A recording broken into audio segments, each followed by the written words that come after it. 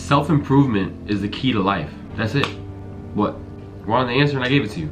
Should I go on? Alright. What is self-improvement? The internet defines self-improvement as the improvement of one's knowledge, status, or character by one's own efforts. As we hustle our way through everyday life on this little green rock floating in space, we live and work to be in our place in our lives that's secure. A place where you don't have to be in that weird place. A place that is simply comfortable. The problem is, achievement through self-improvement is not going to happen unless you make an effort to grow, to get out of the norm. The comfortable, such as your regular routine of going to work, school, then coming home to drown your sorrows in a family-sized bag of sweet and spicy Doritos while binge-watching all the Shrek movies. So why is self-improvement so important in my life? Why do I need to grow as a person? Why can't I just stay in the spot I am in my life right now? I love it here.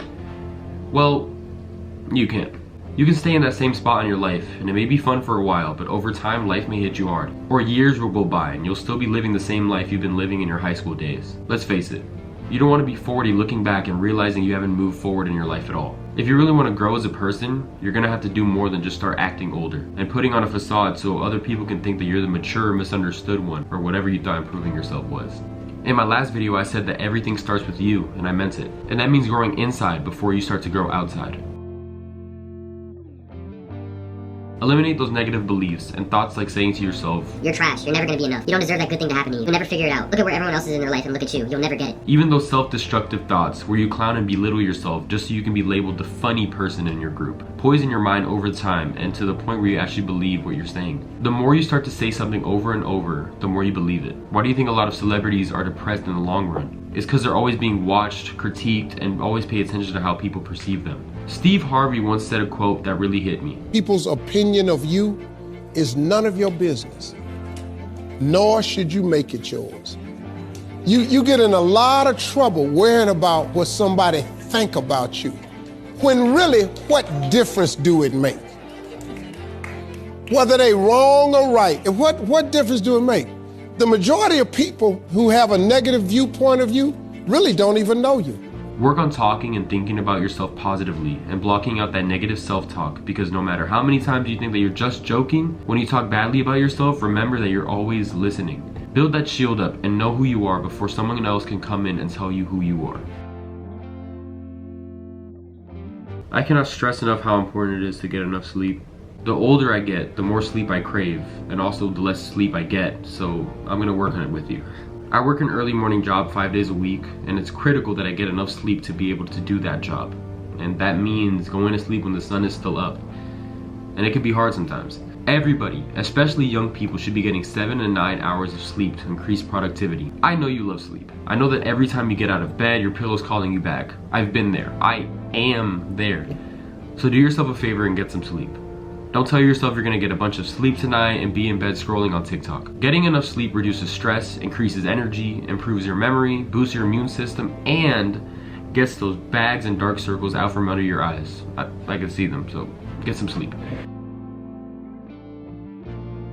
If you're in your late teens and 20s and you don't have a skincare routine, what are you doing? Go wash your face.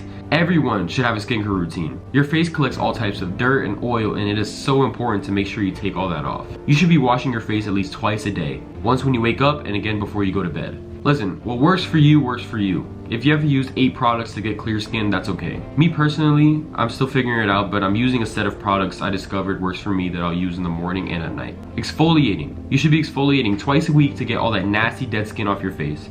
And last but not least, you should be using a moisturizer, preferably with an SPF, to protect you from the sun that wants to harm your beautiful face. I know that guys have more of a problem making a skincare routine than girls, so I'm about to put the guys onto a product that I discovered that I'm using and that's really helping out my skin, and it's called Tiege Hanley. When you get the box, it gives you an instruction manual for when you should wash your face, when and where to apply moisturizer, when to exfoliate, and how much product you should be using per wash. To make it super simple and affordable, you can go to TiegeHanley.com or Amazon and buy it from there. And if you want to add a little icing to the cake, you can use the charcoal mask to get all those blackheads that clog up your pores, and you should be good to go.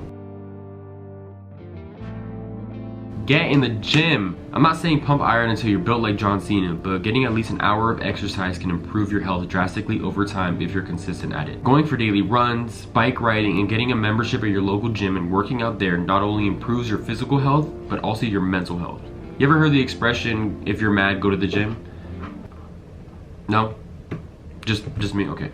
If you're trying to lose some weight and want some definition, do cardio and live lightweight with lots of repetition. And if you're trying to get big, make sure you're getting enough protein throughout the day and stacking meals on top of meals. You gotta eat, trust me. For my skinny guys that want to gain some mass, I'm in the same boat with you.